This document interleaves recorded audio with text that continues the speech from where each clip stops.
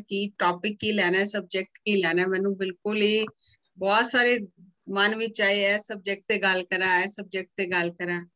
आज मैं सवेरे उठी ते मैनू एकदम याद आया कि संडे नूं ते असीं स्वाध्याय किसी किताब ते गल करने आ, ते आज संडे वे ते किताब ते गल करनी चाहिए है। ऑलरेडी मैं इस किताब ते 2 बार प्रेजेंटेशन लै चुकी अलग अलग वर्कशॉप विच, ते फिर मैं किताब ही लई। और ਇਹ ਜਿਹੜੀ किताब है ਇਹ बहुत ਵਧੀਆ किताब है। ਇਹ ਜਿਹੜੇ ਇੱਕ ऑथर ने अन्ना पार्किंसन, ਇਹ फॉरनर ऑथर ने और ਇਹਨਾਂ ਨੇ अपने आप ਨੂੰ हील ਕੀਤਾ, अपना ट्यूमर ब्रेन ट्यूमर ठीक ਕੀਤਾ सिर्फ ब्रेथ ਦੀ ਜਿਹੜੀ ਸਾਇੰਸ ਹੈ ਇਹਨੂੰ ਅਪਲਾਈ ਕਰਕੇ। और ਇਹਨਾਂ ਨੇ ਇੱਕ ਬੁੱਕ ਲਿਖੀ change your mind heal your body. सिर्फ ਅਸੀਂ ਆਪਣੇ ਮਨ ਨੂੰ ਬਦਲ ਕੇ ਆਪਣੇ ਸਰੀਰ ਨੂੰ ਠੀਕ ਕਰ ਸਕਦੇ ਹਾਂ। This is the best selling book ਜਿਹਦੀ ਸੈਲਫ ਹੈਲਪ ਅਸੀਂ ਆਪਣੀ ਹੀ ਮਦਦ ਕਿਸ ਤਰ੍ਹਾਂ ਕਰ ਸਕਦੇ ਹਾਂ। ਔਰ ਐਸਾ ਨਹੀਂ ਹੈ ਕਿ ਉਹਨਾਂ ਨੇ 4 ਕਿਤਾਬਾਂ ਪੜ੍ਹੀਆਂ ਤੇ ਲਿਖ ਦਿੱਤਾ, ਕਿਉਂਕਿ ਉਹਨਾਂ ਦੀ ਖੁਦ ਦੀ ਲਾਈਫ ਦੀ ਸਟੋਰੀ ਹੈ ਔਰ ਹਰ ਚੀਜ਼ ਉਹਨਾਂ ਨੇ ਖੁਦ ਐਕਸਪੀਰੀਅੰਸ ਕੀਤੀ। ਸੋ ਥੋੜਾ ਜਿਹਾ ਮੈਂ ਆਥਰ ਦੇ ਬਾਰੇ ਦੱਸਦਾ ਕਿ ਇਹ BBC ਵਿੱਚ ਇੱਕ ਜਰਨਲਿਸਟ ਸਨ और इन्होंने बहुत तरक्की की, बहुत मेहनत की और इन्हों का काम हुंदा सी कि छोटे छोटे डॉक्यूमेंटरीज बनानियां जेड़े सोसाइटी दे इशूज ने उन्होंने सामने लेके आना, लोकां नू अवेयर करना कि जो है हो रहा है ठीक हो रहा है गलत हो रहा है, जिस तरह असीं न्यूज़ चैनल्स विच देखने आ। लेकिन इन्हां दे अंदर ऑथेंटिसिटी बहुत सी, मतलब ये कहंदे सी कि मैं कंप्रोमाइज नहीं कर सकती, जो सोसाइटी च हो रहा है मैं ओहदी रियल पिक्चर दिखावांगी। जिस तरह फार्मास्यूटिकल इंडस्ट्री है वो की कर रही है, किस तरह लोगों को बेवकूफ बना रही है, किस तरह लोगों को जाल विच फसा रही है, या पॉलिटिशियंस किस तरह कर रहे ने, क्या कुछ हो रहे ने, कर कुछ हो रहे ने। तो फिर ओदे ते डॉक्यूमेंटरीज उस तरह दी बनाते सी, तो फिर लोगों को पसंद नहीं सी आंदा और बहुत सारे लोग जिहड़े ने इन्हां नूं फिर वो काम करन नहीं सी देंदे। ਤੇ ਇਹਨਾਂ ਨੂੰ ਬਹੁਤ ਪਰੇਸ਼ਾਨੀ ਹੁੰਦੀ ਸੀ ਕਿ ਜੋ ਸੱਚਾਈ ਹੈ ਉਹ ਮੈਂ ਕਿਉਂ ਨਹੀਂ ਦੱਸ ਸਕਦੀ, ਮੈਂ ਕਿਉਂ ਨਹੀਂ ਸੋਸਾਇਟੀ ਦੇ ਸਾਹਮਣੇ ਉਸ ਸੱਚਾਈ ਲੈ ਕੇ ਦੱਸ ਸਕਦੀ। ਇੱਕ ਚੀਜ਼ ਗਲਤ ਹੋ ਰਹੀ ਹੈ ਤੇ ਉਹਨੂੰ ਤਾਂ ਹਾਈਲਾਈਟ ਕਰਨਾ ਹੀ ਚਾਹੀਦਾ, ਲੋਕਾਂ ਵਿੱਚ ਅਵੇਅਰਨੈਸ ਕ੍ਰੀਏਟ ਕਰਨੀ ਚਾਹੀਦੀ ਹੈ। ਲੇਕਿਨ ਇਹਨਾਂ ਨੂੰ ਕਿਸੇ ਨੇ ਫਿਰ ਉਹ ਚੀਜ਼ ਪਸੰਦ ਨਹੀਂ ਕੀਤੀ ਔਰ ਇਹਨਾਂ ਨੇ ਫਿਰ ਉਹ ਕੰਮ ਜਿਹੜਾ ਸੋਚਿਆ ਕਿ ਮੈਂ ਇਹ ਨਹੀਂ ਕਰਨਾ, ਮੈਂ ਕੋਈ ਹੋਰ ਕੰਮ ਕਰਨਾ। ਫਿਰ ਇਹ ਹੋਰ ਕੰਮਾਂ ਵਿੱਚ ਲੱਗੇ ਰਹੇ और एक टाइम ऐसा आया, एक बहुत ही बिजी वूमेन जेड़ा अपना काम भी कर रही है, बच्चे भी ने उन्होंने भी पाल रही है, बस दौड़ रही है संसार विच तरक्की वास्ते, कैरियर वास्ते, पैसा कमान वास्ते, बस एक मशीन रह गई पैसा कमान की। और लाइफ विच ऐसा एक टाइम आया मिड एज विच जाके, बच्चे भी छोटे छोटे ने और इन्हां नूं कैंसर ट्यूमर डिटेक्ट हो गया, ब्रेन विच ट्यूमर है। सारी जिंदगी एक बारी रुक गई आके कि हुण की होएगा, परिवार दा की होएगा, बच्चों दा की होएगा। और उस टाइम विच ਉਹੀ टाइम चल रहा सी जिस टाइम अमेरिका विच सितंबर विच जेड़ा ट्विन टावर दा अटैक होया सी ते पूरी दुनिया उस टाइम हिली हुई सी। ते जिस टाइम ही किधरे जाना ते ਉਹੀ न्यूज़ चलदियां रहनियां कि ए हो गया, ए गलत हो गया, ए मर गया, इन्ने बंदे मार गए, ए हो गया, सारा दिन ਉਹੀ न्यूज़ चलदियां रहनियां। जिथे भी जाना, किसी ऑफिस में जाना, किसी ਨੂੰ मिलन जाना, मार्केट जाना, मॉल जाना, हर जगह ते ਉਹੀ न्यूज़ चलदियां रहंदियां सी। फिर ਇਹਨਾਂ ਦੇ मन ਵਿੱਚ धीरे धीरे विचार आने लगे कि ऐसा तो नहीं है कि दुनिया च हर चीज गलत हो रही है, बहुत कुछ अच्छा हो रहा है, वो क्यों नहीं दिखाया जाता जो अच्छा हो रहा है। बार बार प्रोग्रामिंग की जाती है कि दुनिया खराब है, गलत हो रहा है, गलत हो रहा है, गलत हो रहा है, लेकिन ऐसे दुनिया में अच्छा भी बहुत कुछ हो रहा है जिन्हों कोई सामने लैके आंदा ही नहीं। और हौली हौली साडी आदत ही बन जाती कि असी हर चीज विच बुराइयां ही देखते रहने, बुराइयां ही ढूंढते रहने। और वो जेड़े साडा थॉट प्रोसेस चेंज हो जाता है, जेड़े साडे विचार हर वक्त बुरा देखना, बुरा सुनना, बुरा सोचना, क्योंकि सानू जिन्ना भी साडा डिजिटल मीडिया है साडी प्रोग्रामिंग कर रहा है, सबकॉन्शियस प्रोग्रामिंग कर रहा है और सानू पता भी नहीं कि सानू की पॉइजन दिता जा रहा है। और असी ਉਹਦੇ ਵਿੱਚ ਇੰਨਾ ਡੁੱਬ ਜਾਂਦੇ ਆ ਕਿ ਅਸੀਂ ਆਪਣੀ ਜ਼ਿੰਦਗੀ ਖਰਾਬ ਕਰ ਰਹੇ ਹਾਂ और जबकि काम ਸਾਡੇ ਕੁਝ ਵੀ ਨਹੀਂ ਆਣਾ। ਇਹਨਾਂ ਨੂੰ ਲੱਗਾ ਹੁਣ ਮੈਂ ਇੰਨੀ ਤਕਲੀਫ ਵਿੱਚ ਆ, मैं जिस अवस्था विच आ मेरी मदद ते कोई कर ही नहीं सकता, ते मैं की करना। ते ਇਹਨਾਂ ਨੇ फिर जिथे अपना ट्रीटमेंट कराना शुरू किया और फिर नाल ही नाल इन्हां दे अंदर बदलाव आन लग गया। एक दिन ਇਹ सो रहे सी राती और इन्हां नूं लगा कि मेरे ਜਿਹੜੇ ਇਹਨਾਂ ਦੇ ਫਾਦਰ ਬੋਡੀ ਵੈਕੇਟ ਕਰ ਚੁੱਕੇ ਸੀ ਉਹ ਦਿਖਾਈ ਦਿੱਤੇ। ਔਰ ਉਹ ਕਿਸ ਤਰ੍ਹਾਂ ਆਕਾਸ਼ ਮਾਰਗ ਤੋਂ ਆਂਦੇ ਆਂਦੇ ਔਰ ਪ੍ਰਕਾਸ਼ ਦੀਆਂ ਕਿਰਨਾਂ ਆਈਆਂ ਔਰ ਉਹ ਪ੍ਰਕਾਸ਼ ਦੀਆਂ ਕਿਰਨਾਂ ਇਹਨਾਂ ਦੇ ਅੰਦਰ ਗਈਆਂ ਔਰ ਉਹਨਾਂ ਨੇ ਇਹਨਾਂ ਨੂੰ ਕਿਹਾ ਕਿ ਜੋ ਤੂੰ ਸੋਚ ਰਹੀ ਹੈ, ਜੋ ਤੇਰੇ ਅੰਦਰ ਥਾਟ ਪ੍ਰੋਸੈਸ ਨਵਾਂ ਜਨਰੇਟ ਹੋ ਰਿਹਾ ਹੈ, ਉਹ ਬਿਲਕੁਲ ਸਹੀ ਹੈ, ਉਹਦੇ ਉੱਪਰ ਹੀ ਚੱਲ। ਤੇ ਉਹ ਜਿਹੜੀ ਇੱਕ ਲਾਈਟ ਸੀ, ਇੱਕ ਜਿਹੜਾ ਉਹ ਪਿਆਰ ਸੀ ਜਿਹੜਾ ਇਸ ਦੁਨੀਆ ਤੇ ਅਸੀਂ ਨਹੀਂ ਢੂੰਡ ਸਕਦੇ, ਉਹਨੇ ਇਸ ਇੱਕ ਤਰ੍ਹਾਂ ਦਾ ਇਹਨਾਂ ਨੂੰ ਚਾਰੋਂ ਪਾਸੋਂ ਲਪੇਟ ਲਿਆ। ਔਰ ਪੂਰੀ ਰਾਤ ਇਹਨਾਂ ਦੀ ਬਹੁਤ ਹੀ ਵਧੀਆ ਰਹੀ, ਅਵੇਅਰਨੈਸ ਵਿੱਚ ਰਹੀ ਔਰ ਆਟੋਮੈਟਿਕਲੀ ਮੈਡੀਟੇਟਿਵ ਸਟੇਟ ਵਿੱਚ ਚਲੇ ਗਏ।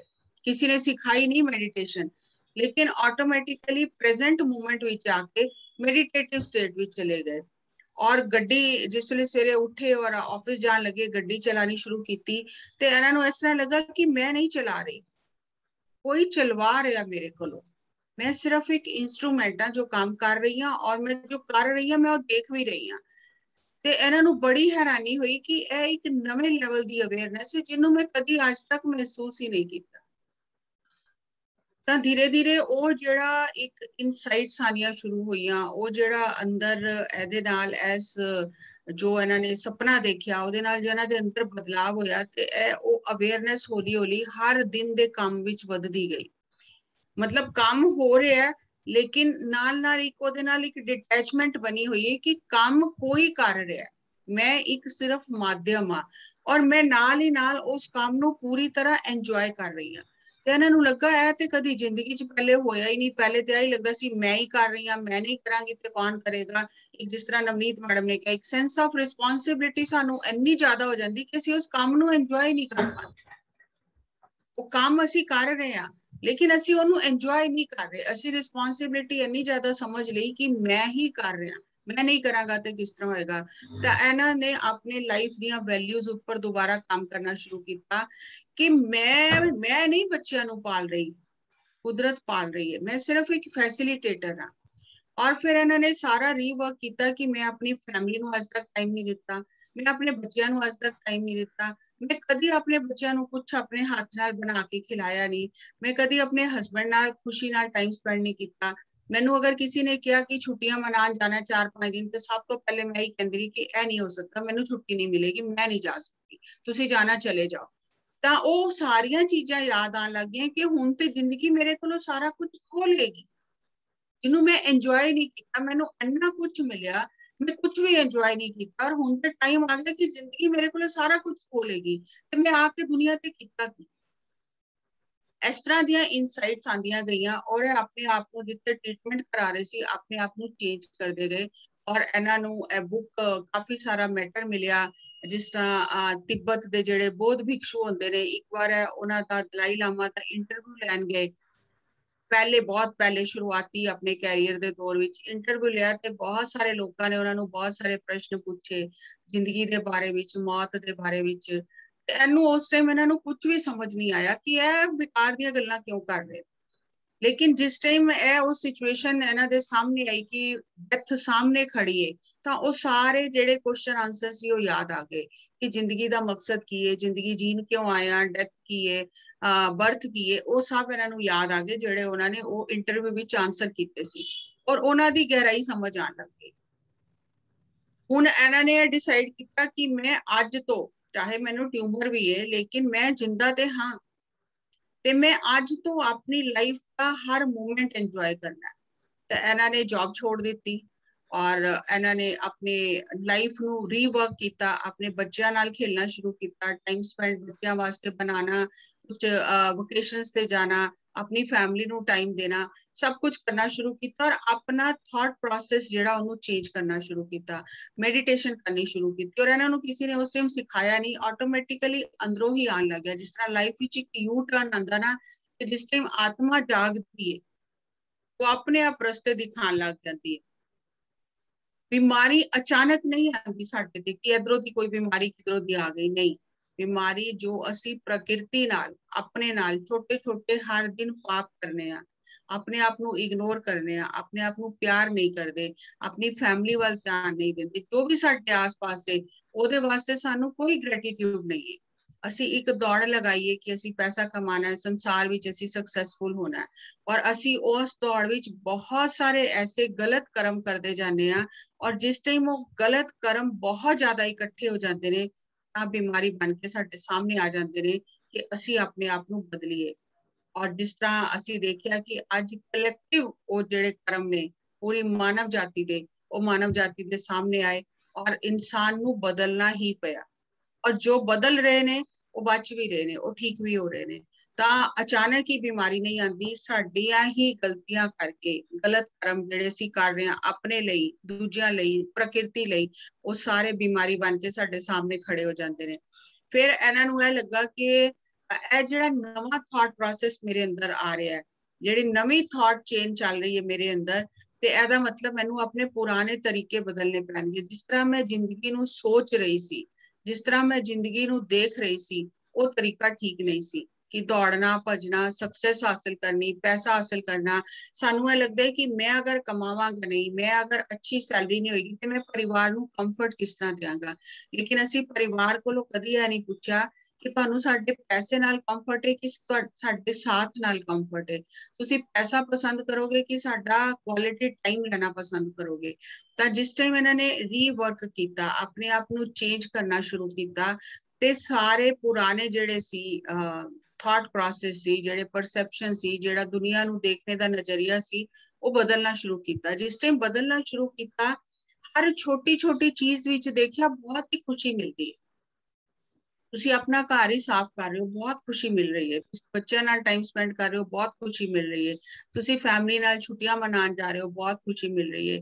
ਤੁਸੀਂ ਪ੍ਰਕਿਰਤੀ ਨੂੰ ਇੰਜੋਏ ਕਰ ਰਹੇ ਹੋ, ਸਮੁੰਦਰ ਦੇ ਕਿਨਾਰੇ ਤੇ ਹੋ, ਪਹਾੜਾਂ ਦੇ ਕੋਲ ਗਏ ਹੋ, ਜੰਗਲ ਵਿੱਚ ਗਏ ਹੋ, ਤੁਸੀਂ ਆਪਣੇ ਆਪ ਨੂੰ ਪਾਣੀ ਦੇ ਨੇੜੇ ਲੈ ਕੇ ਗਏ, ਤੁਸੀਂ ਸਮੁੰਦਰ ਵਿੱਚ, ਪਾਣੀ ਵਿੱਚ ਤੁਸੀਂ ਥੋੜੀ ਦੇਰ ਖੇਲੇ। ਹਰ ਇੱਕ ਚੀਜ਼ ਕਿੰਨਾ ਆਨੰਦ ਦਿੰਦੀ ਹੈ ਔਰ ਕਿੰਨਾ ਸਰੀਰ ਨੂੰ ਹੈਲਥ ਦਿੰਦੀ ਹੈ। ਉਹ ਇੱਕ ਇੱਕ ਚੀਜ਼, ਛੋਟੀ ਛੋਟੀ ਚੀਜ਼ ਬਾਰੀਕੀ ਨਾਲ ਸਮਝ ਆਉਣ ਲੱਗੀ।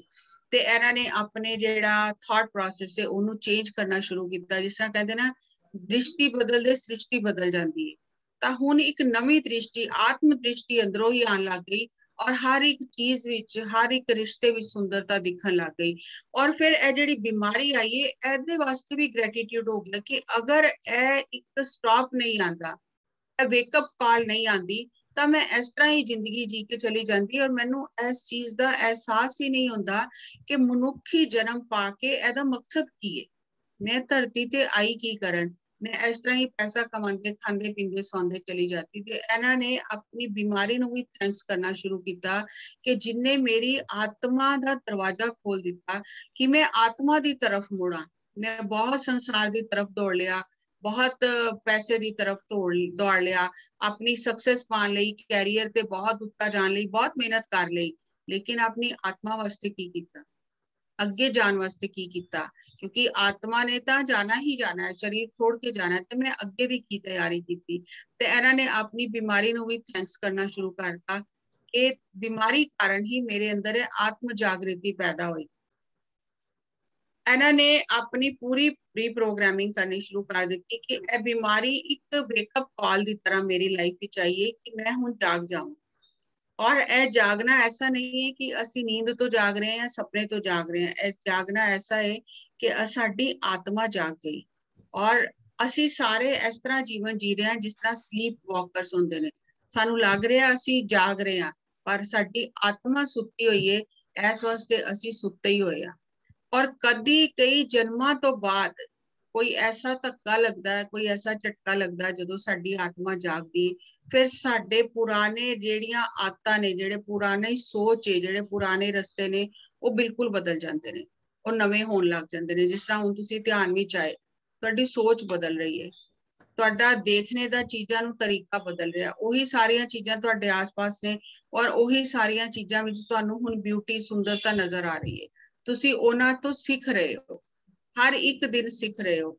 ਤਾਂ ਜਿਉਂ-ਜਿਉਂ ਅਸੀਂ ਧਿਆਨ ਵਿੱਚ ਆਉਂਦੇ ਹਾਂ, ਅਸੀਂ ਆਪਣੇ ਪੁਰਾਣੇ ਸੋਚ, ਪੁਰਾਣੇ ਰਸਤੇ ਬਦਲ ਕੇ ਨਵੇਂ ਰਸਤੇ ਤੇ ਚੱਲਣਾ ਸ਼ੁਰੂ ਕਰਨੇ ਆ, ਆਪਣੀ ਆਤਮਾ ਦੀ ਆਵਾਜ਼ ਸੁਣਨੇ ਆ, ਆਪਣੀ ਇਨਸਾਈਟਸ ਜੋ ਸਾਡੇ ਅੰਦਰ ਆਉਂਦੀਆਂ ਨੇ ਉਹਨਾਂ ਵੱਲ ਧਿਆਨ ਦਿੰਦੇ ਹਾਂ, ਕਿਉਂਕਿ ਆਤਮਾ ਤੇ ਹਮੇਸ਼ਾ ਅੰਦਰੋਂ ਬੋਲ ਹੀ ਰਹੀ ਹੈ, ਉਹ ਤੇ ਰਸਤਾ ਦੱਸ ਹੀ ਰਹੀ ਹੈ, ਲੇਕਿਨ ਮਨ ਨੇ ਇੰਨਾ ਸ਼ੋਰ ਮਚਾਇਆ ਹੈ ਕਿ ਉਹ ਸਾਨੂੰ ਆਵਾਜ਼ ਨਹੀਂ ਸੁਣਾਈ ਦਿੰਦੀ। ਜੋ ਅਸੀਂ ਧਿਆਨ ਕਰਦੇ ਹਾਂ, ਆਪਣੇ ਮਨ ਨੂੰ ਸ਼ਾਂਤ ਕਰਦੇ ਹਾਂ, ਤੇ ਉੱਥੋਂ ਸਾਨੂੰ ਅੰਦਰ ਦੀ ਆਵਾਜ਼ ਸੁਣਾਈ ਦੇਣ ਲੱਗ ਜਾਂਦੀ ਹੈ। ਔਰ ਇਹਨਾਂ ਨੂੰ ਵੀ ਇਹ ਲੱਗਾ ਕਿ ਇਹ ਆਤਮਾ ਦੀ ਆਵਾਜ਼ ਕੋਈ ਨਵੀਂ ਨਹੀਂ ਆਈ ਮੇਰੇ ਅੰਦਰੋਂ, ਇਹ ਤਾਂ ਆਤਮਾ ਆਵਾਜ਼ ਦੇ ਹੀ ਰਹੀ ਸੀ ਬਾਰ-ਬਾਰ, ਲੇਕਿਨ ਮੈਂ ਇੰਨਾ ਉਲਝੀ ਹੋਈ ਸੀ ਬਾਹਰ ਦੀ ਦੁਨੀਆ ਵਿੱਚ, ਪੈਸੇ ਵਿੱਚ, ਨਾਮ ਵਿੱਚ, ਸ਼ੌਹਰਤ ਵਿੱਚ, ਮੈਂ ਆਵਾਜ਼ ਸੁਣਨ ਦੀ ਕਦੀ ਕੋਸ਼ਿਸ਼ ਹੀ ਨਹੀਂ ਕੀਤੀ। ਇਹ ਨਹੀਂ ਕਿ ਆਵਾਜ਼ ਨਵੀਂ ਅੱਜ ਪਹਿਲੀ ਵਾਰ ਆਈ ਹੈ, ਆ ਹੀ ਰਹੀ ਸੀ ਹਮੇਸ਼ਾ, ਆਤਮਾ ਰਸਤਾ ਦੱਸ ਹੀ ਰਹੀ ਸੀ, ਲੇਕਿਨ मैं सुनन की कोशिश नहीं की। और जिस तरह ही मेरा मन शांत होया, बीमारी ने मेरे अंदर एक ठहराव लेके आंदा, तब मैनू आवाज सुनाई देन लग गई। और जो आवाज सुन के उहदे ते चलना शुरू किया, जिंदगी बदलन लग गई। हुण इन्हां दे जिस तरह कीमो वगैरह चलदी सी, टैसट हुंदे सी, रेडिएशन हुंदी सी, ते ए जिस टाइम इन्हां दा सारा प्रोसेस चलदा सी, हर चीज नू थैंक यू करदे सी उत्थे बैठ के, हर चीज नू थैंक यू करना कि शुक्र है परमात्मा दा, ए सारियां चीजां बनियां ने जिन्हां नाल मेरी हेल्प हो रही है। तां ओ जिहड़ियां चीजां सानू दुख देंदियां ने, बुरियां लगदियां ने कि ਅਸੀਂ फस गए, ਅਸੀਂ मुसीबत विच फस गए, सानू दवाइयां खानियां पै रहियां ने, ओ सारा थॉट प्रोसेस चेंज हो गया। और हर एक चीज वास्ते ग्रेटिट्यूड हो गया कि हर एक दिन मैनू एक नवा जीवन मिल रहा है, और नवे जीवन नू मैं किस तरह जीना, जो मेरी आत्मा नू अच्छा लगता है, जिहदे नाल मेरी एनर्जी बढ़दी है, जिहदे नाल मेरी सोच बदलदी है, मैं उस तरीके नाल जीना। फिर इन्हां नू हौली हौली बहुत सारे ऐसे थेरेपिस्ट मिले जिहड़े एनर्जी वर्क करदे सी, ते ओहदे नाल इन्हां ने बहुत सारा काम कीता। और इन्हां नू यह चीज पता चली कि अगर मान लो मैं घर बनाना और मैं घटिया जिहा मटीरियल इकट्ठा कर लवां, और मेरे को घर दा कोई नक्शा ही नहीं है कि मैनू घर किस तरह दा चाहिदा, और मेरा मटीरियल भी अच्छा नहीं है, हुण उस मटीरियल नाल बिना किसी नक्शे तो जे मैं घर बनावांगी, वो घर कदी भी सही नहीं बनेगा, हमेशा ਉਹਦੇ ਚ कुछ ना कुछ गड़बड़ रहेगी, जरा जिहा धक्का लगेगा वो सब गिर जाएगा, और बार बार घर बनाना पएगा। ते की करना चाहिए? ਤਾਂ ਇਹਨਾਂ ਦੇ ਮਨ ਵਿੱਚ ਆਇਆ ਕਿ ਸਾਡਾ ਜਿਹੜਾ ਇਹ ਸਰੀਰ ਹੈ ਆਤਮਾ ਦਾ ਘਰ, ਔਰ ਅਗਰ ਅਸੀਂ ਇਹਨੂੰ ਬਣਾਉਣ ਲਈ ਅੱਛਾ ਮਟੀਰੀਅਲ ਯੂਜ਼ ਨਹੀਂ ਕਰ ਰਹੇ, ਸਾਡੇ ਕੋਲ ਕੋਈ ਮੈਪ ਨਹੀਂ ਹੈ ਕਿ ਸਾਨੂੰ ਘਰ ਕਿਸ ਤਰ੍ਹਾਂ ਦਾ ਚਾਹੀਦਾ, ਕੋਈ ਨਕਸ਼ਾ ਹੀ ਨਹੀਂ ਬਣਾਇਆ ਸਾਨੂੰ ਘਰ ਕਿਸ ਤਰ੍ਹਾਂ ਦਾ ਚਾਹੀਦਾ, ਇੱਕ ਇੱਟ ਇੱਧਰੋਂ ਲਗਾਤੀ, ਇੱਕ ਉਧਰੋਂ ਲਗਾਤੀ, ਇੱਕ ਇੱਧਰੋਂ ਸੁਣ ਲਿਆ, ਇੱਕ ਉਧਰੋਂ ਸੁਣ ਲਿਆ, ਤੇ ਸਾਡੇ ਕੋਲ ਤੇ ਆਪਣੇ ਲਾਈਫ ਦਾ ਕੋਈ ਨਕਸ਼ਾ ਹੀ ਨਹੀਂ ਹੈ ਕਿ ਅਸੀਂ ਆਪਣਾ ਘਰ ਹੈ ਕਿਸ ਤਰ੍ਹਾਂ ਦਾ ਬਣਾਉਣਾ ਚਾਹੁੰਦੇ।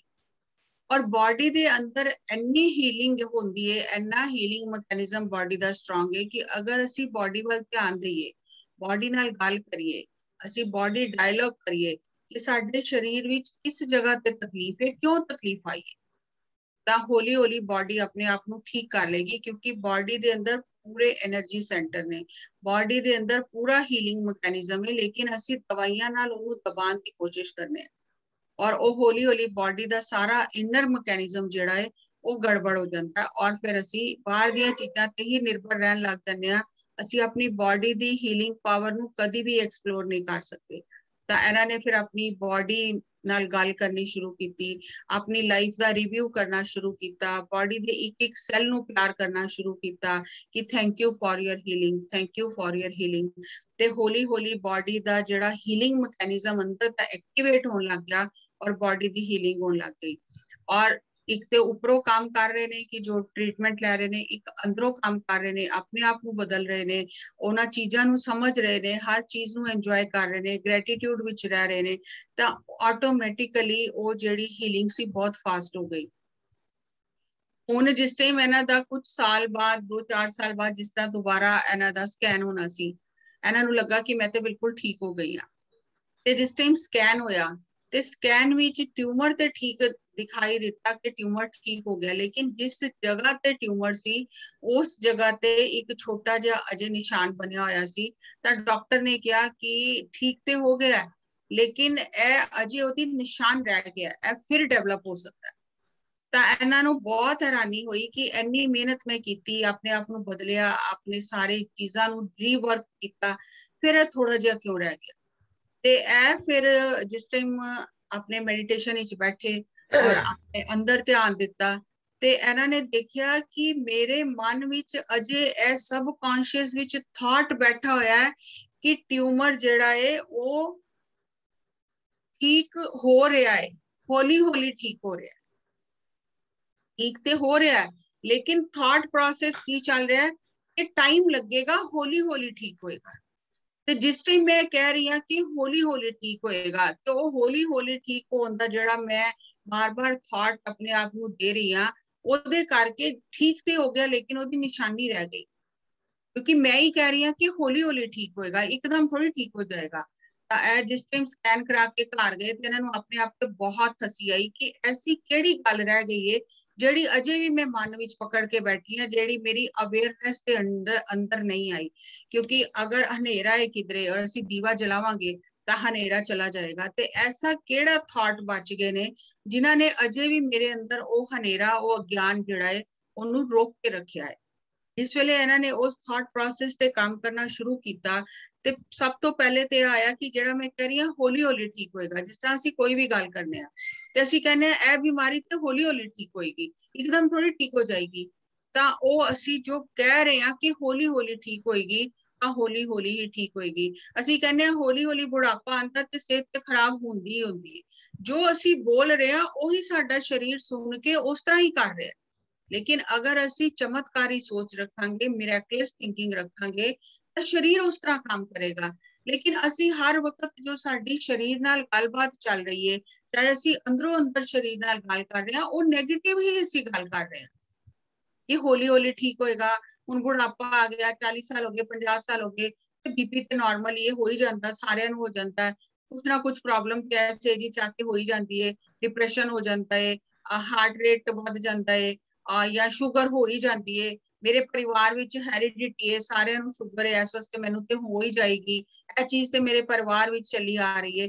ਅਸੀਂ इस तरह ਦੀਆਂ ਗੱਲਾਂ करके अपने अपनी नेगेटिव रीप्रोग्रामिंग करते रहने हैं, और उस तरह साडी बॉडी रिएक्ट करती है। जो भी हो रहा है साडे परिवार विच, अगर किसी को तकलीफ है या असी अपने आस पास देख रहे हैं लोग बीमार ने, लेकिन ए कोई जरूरी नहीं है। ए सारी जेड़े जिदे नाल ओ चल रहा है, जिदे नाल ओ वापर रहा है, जिन्हों बीमारी है, परिवार विच अगर किसी को बीमारी है, वो ओदी स्टोरी है, वो मेरी स्टोरी नहीं है।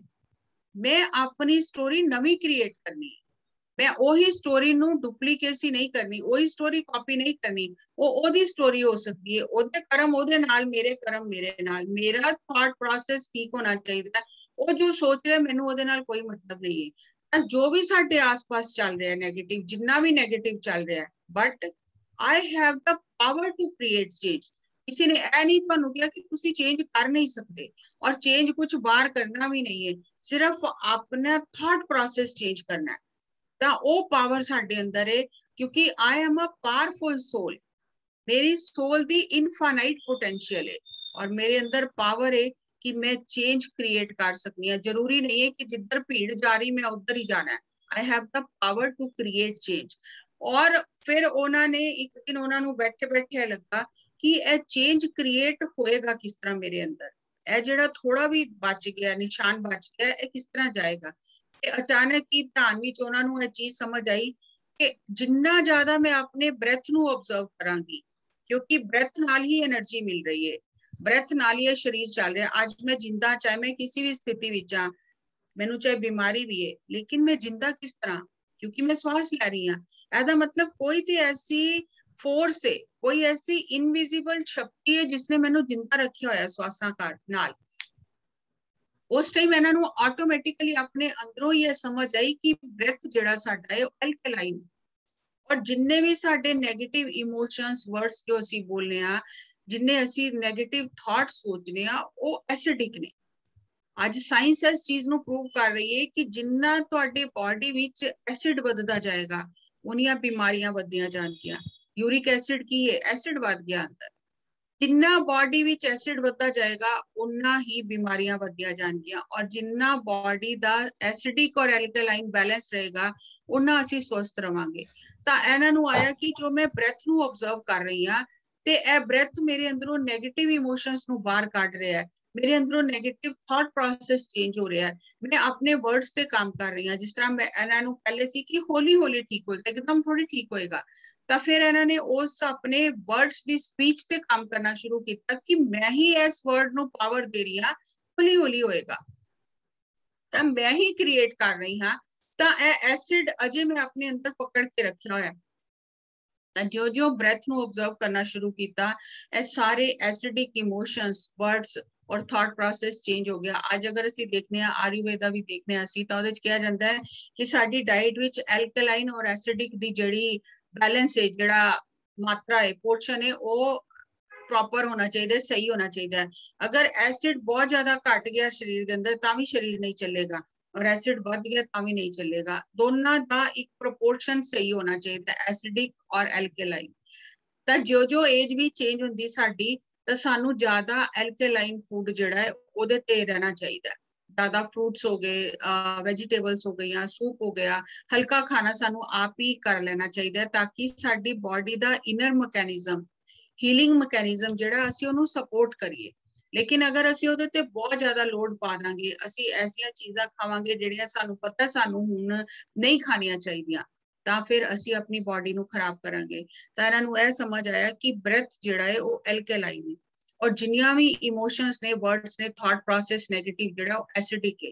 ਤੇ ਜਿੰਨਾ ਮੈਂ ਬ੍ਰੈਥ ਨਾਲ ਰਵਾਂਗੀ, ਉਹਨਾਂ ਮੇਰੇ ਬਾਡੀ ਦਾ ਐਲਕਲਾਈਨ ਜਿਹੜਾ ਪੋਰਸ਼ਨ ਹੈ ਉਹ ਵਧੇਗਾ ਔਰ ਐਸਿਡ ਘੱਟ ਹੋ ਜਾਏਗਾ। ਤਾਂ ਇਹਨਾਂ ਨੇ ਉਹਦੇ ਤੇ ਕੰਮ ਕਰਨਾ ਸ਼ੁਰੂ ਕੀਤਾ, ਔਰ ਇਹਨਾਂ ਨੂੰ ਇੰਨੀ ਇਸ ਗੱਲ ਦੀ ਖੁਸ਼ੀ ਹੋਈ ਕਿ ਇੱਕ ਸਵਾਸ ਕਿੰਨਾ ਕੁਝ ਕਰ ਲੈਂਦਾ, ਇੱਕ ਸਵਾਸ ਦੇ ਅੰਦਰ ਕਿੰਨੀਆਂ ਸ਼ਕਤੀਆਂ ਛਿਪੀਆਂ ਹੋਈਆਂ ਨੇ ਜਿਨ੍ਹਾਂ ਤੋਂ ਅਸੀਂ ਅਣਜਾਣ। ਫਿਰ ਇੱਕ ਦਿਨ ਇਹਨਾਂ ਨੂੰ ਇਹ ਸਮਝ ਆਇਆ, ਇਹਨਾਂ ਨੂੰ ਕਰਦੇ ਕਰਦੇ ਇਹ ਚੀਜ਼ ਆਈ ਇਹਨਾਂ ਦੇ ਅੰਦਰ ਕਿ ਮੈਂ ਅਜੇ ਮੇਰੀ ਲਾਈਫ ਵਿੱਚ ਐਸੇ ਕਿਹੜੇ ਲੋਕ ਨੇ ਜਿਨ੍ਹਾਂ ਨੂੰ ਮੈਂ ਮਾਫ ਨਹੀਂ ਕਰ ਪਾ ਰਹੀ, ਕਿਉਂਕਿ ਅਨਫੋਰਗਿਵਨੈਸ ਜਿਹੜੀ ਹੈ ਇਹ ਵੀ ਐਸਿਡਿਕ ਇਮੋਸ਼ਨ ਹੈ। ਕਿ ਮੇਰੇ ਨਾਲ ਕੁਝ ਹੋਇਆ, ਕਿਸੇ ਨੇ ਮੇਰੇ ਨਾਲ ਚੰਗਾ ਨਹੀਂ ਕੀਤਾ, ਚਾਹੇ ਜੌਬ ਵਿੱਚ, ਫੈਮਿਲੀ ਵਿੱਚ, ਬਿਜ਼ਨਸ ਵਿੱਚ, मैं अजे भी उन्होंने भुलिया नहीं, वो एक्सपीरियंस भुलिया नहीं, उन्होंने मैं बार बार याद कर रही हाँ, मैं अनफॉरगिवनेस विच रह रही हाँ, ते मैं बार बार अपनी बॉडी विच एसिड बना रही हाँ। तो फिर इन्होंने वो फॉरगिवनेस ऊपर काम करना शुरू किया कि मेरी लाइफ विच ऐसे किहड़े लोग ने जिन्होंने अजे भी मैनू फॉरगिव करने की जरूरत है। तो इन्होंने यह पता चलिया कि सब तो पहले तो मैनू खुद नू खुद ही फॉरगिव करने की जरूरत है कि मैं अपनी बॉडी की कदर ही नहीं की। मैनू पहले अपने आप तो फॉरगिवनेस मंगनी है, अपनी बॉडी तो फॉरगिवनेस मंगनी है कि मैं अपनी बॉडी नाल ही बहुत कुछ गलत किया। तो इन्होंने उस सेल्फ फॉरगिवनेस ते काम किया, और इन्होंने यह चीज पता चली कि as long as you do not forgive, जब तक तुसी किसी नू माफ नहीं करते, चाहे वो कोई भी है, चाहे वो कोई पर्सन है, चाहे कोई सिचुएशन है, it will occupy a rent free space in your mind. तुसी अपना घर किराए ते दिता और तुसी रेंट भी नहीं लै रहे, और उन्होंने वो घर मल लिया तुहाडा, और वो अंदर बैठ के उस घर नू गंदा करी जा रहे, लेकिन तुसी उन्हां कोलों रेंट भी नहीं लै रहे और तुसी उन्हां नू बाहर भी नहीं कढ रहे। तो तुसी किहदा नुकसान कर रहे हो? अपने नुकसान कर रहे हो। वो जिहड़ियां एक्सपीरियंस है, वो जिहड़ियां चीज़ां ने, वो जिहड़े व्यक्ति साडे जीवन विच ने, असी उन्हां नू माफ ना करके अपना ही नुकसान कर रहे हैं, आप ही बीमार हो रहे हैं।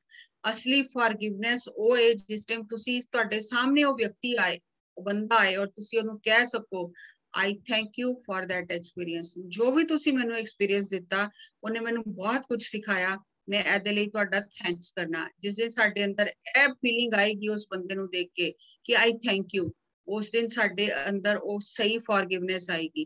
और सही फॉरगिवनेस कोई कमजोर बंदा किसी नू माफ नहीं कर सकता।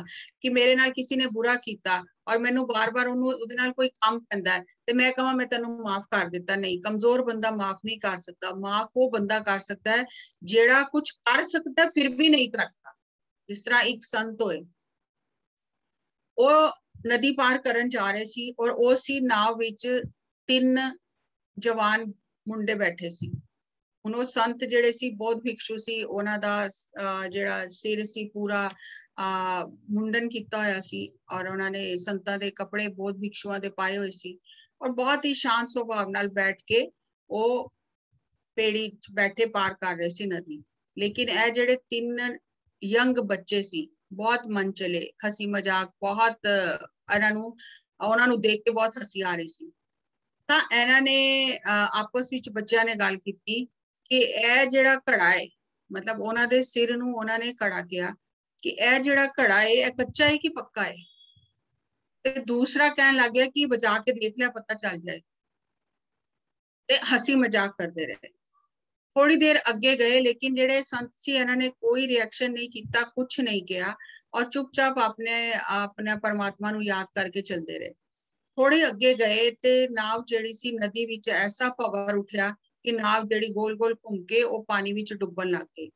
जिस टाइम वो नाव पानी ਵਿੱਚ डुबन लग गई ਤਾਂ ਉਹ ਬੱਚੇ ਬਹੁਤ ਘਬਰਾ ਗਏ ਕਿ ਹੁਣ ਤੇ ਸਾਡਾ ਜ਼ਿੰਦਗੀ ਨਹੀਂ ਬਚੇਗੀ। ਤਾਂ ਉਹਨਾਂ ਨੂੰ ਇਹ ਲੱਗਾ ਕਿ ਸ਼ਾਇਦ ਅਸੀਂ ਇਹ ਜਿਹੜੇ ਸੰਤ ਨੇ ਇਹਨਾਂ ਨੂੰ ਗਲਤ ਕੁਝ ਜੋ ਕਿਹਾ ਹੈ ਉਹਦੇ ਕਰਕੇ ਸਾਨੂੰ ਇਹ ਤਕਲੀਫ ਹੋ ਰਹੀ ਹੈ, ਪਰੇਸ਼ਾਨੀ ਆਈ ਹੈ। लेकिन वो नाव इन्नी तेजी नाल पानी च डुबना शुरू हो गई कि वो घबरा गए बहुत ज्यादा। उस टाइम आकाशवाणी हुई और परमात्मा ने कहा कि इन्होंने तेरे नाल बहुत गलत सलूक किया, इस वास्ते हुणे नाव डूब जाएगी और मैं तेनू बचा लांगा। ता वो संत जिहड़े सी उन्हां ने परमात्मा नू जवाब दिता कि मैनू बचाने लई तुसी इन्हां तिन्नां नू डुबा रहे, लेकिन ए ते ना समझने, इन्हां नू ते पता ही नहीं इन्हां ने कीता की है। ते इन्ना काम करन दी की लोड़ है कि तूफान लिया के नाव नू डुबाना। चंगा है ये कि तुसी इन्हां दा मन ही बदल दो, वो ज्यादा चंगा है ते इन्हां नू भी इस चीज की समझ आ जाएगी।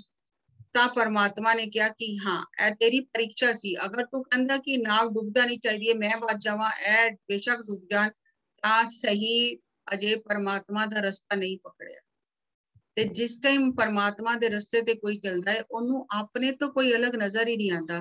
अगर किसी दूसरे नू तकलीफ हो रही है तो मेरी तकलीफ है, किसी नू तकलीफ दे नहीं सकता, किसी नू तकलीफ विच देख ही नहीं सकता। ता ओ सारे बच गए और ओ जेड़े संत सी वो अपना अपनी यात्रा ते अगे चले गए। ता कमजोर बंदा माफ कर ही नहीं सकता। असी अगर घर बैठ के कहिए कि उन्हें मेरे नाल बड़ा बुरा किया मैं माफ कर दिता, क्योंकि मैं कुछ कर नहीं सकता तो मैं बैठ के कह रहे मैं माफ करता। कमजोर बंदा किसी नू माफ नहीं कर सकता। असली माफी होए जे कोई ताकतवर किसी नू माफ कर दिंदा, कर सकता, बदला लै सकता, लेकिन फिर भी नहीं लैता। याद नहीं रखना उन्हां गल्लां नू, उन्हां तो एक्सपीरियंस लेना और भूल जाना। और प्रेयर, और उन्होंने देखा कि तिब्बत विच एक एक्सपेरिमेंट किया गया कि एक लेडी सी ओनू पेट दे अंदर ओनू ट्यूमर सी। तां बहुत सारे कुछ जेड़े बौद्ध भिक्षु सी उन्होंने इकट्ठे होके रोज एक नियम बना लिया कि सारियां ने ओदे पेट ते हाथ रखना और कहना कि यह बिल्कुल ठीक है, यह बिल्कुल ठीक है, यह बिल्कुल ठीक है। और हर दिन उन्होंने थोड़े दिन इस चीज की प्रैक्टिस की थी कि प्रेयर दी की शक्ति है वो देखने वास्ते। और फिर जिस टाइम ओदा दोबारा स्कैन होया तो वो लेडी बिल्कुल ठीक हो चुकी सी। तब प्रेयर विच इन्नी पावर है।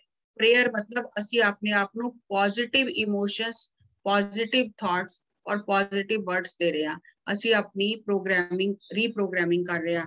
तो जिस वेले सानू लगे कि साडी लाइफ विच कुछ अच्छा नहीं हो रहा तो असी अपने गाइड्स कोलो, स्पिरिट गाइड्स कोलो, गुरु कोलो मदद मांग सकते हैं, असी प्रेयर कर सकते हैं। और सब तो वधिया प्रेयर है ये कि असी हर समय ग्रैटिट्यूड विच और थैंकफुलनेस विच रहिए, क्योंकि धरती दी जेड़ी ऊर्जा है वो शूमैन रेजोनेंस एक्सपीरियंस, एक शूमैन साइंटिस्ट होए ने जिन्हां दे नाम ते शूमैन रेजोनेंस एक्सपीरियंस जेड़ा है रिकॉर्ड किया गया कि धरती दी जेड़ी धड़कन है, जिस तरह साडी धड़कन है इस तरह धरती दी भी धड़कन है। और धरती दी धड़कन नू नापिया गया। जदों असीं बच्चे होने आ साडी और धरती दी धड़कन जेड़ी है मैच करती है।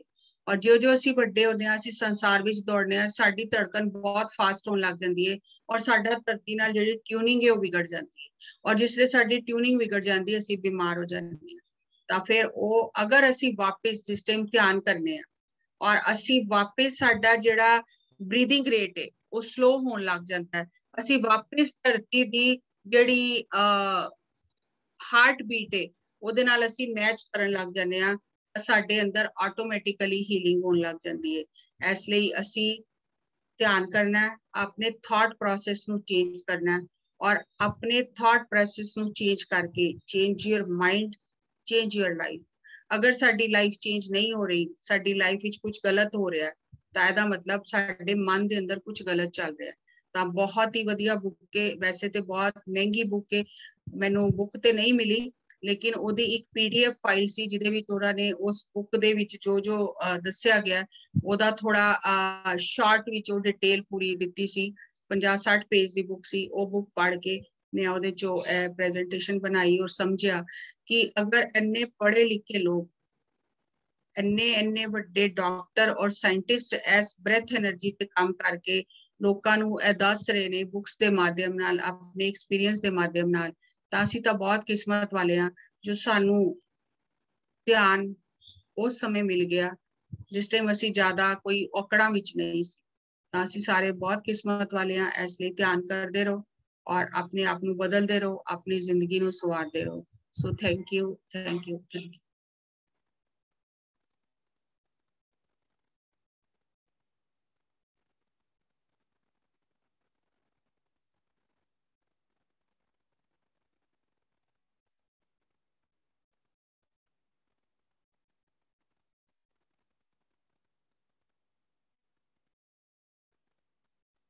हाँ जी, अनम्यूट करो जी।